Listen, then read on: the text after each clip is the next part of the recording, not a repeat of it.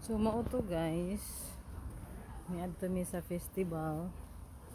Dayon after sa festival nag visit sa St. Philan's Garden.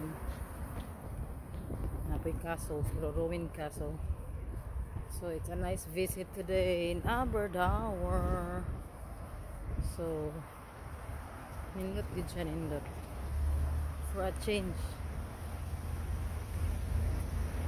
Karon balik na ni sa sakyanan, which is a bit far.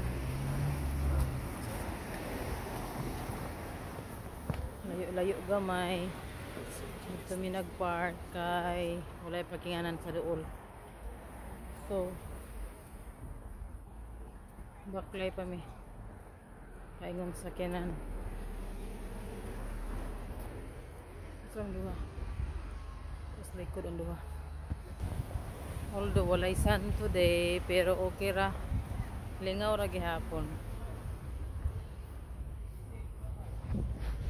Ang mga activities today ay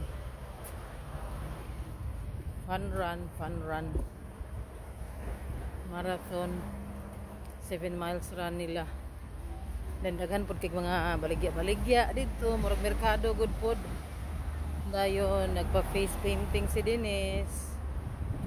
So okay ra, pero wa siya malipay sa iyang face painting kay pink ang gusto niya.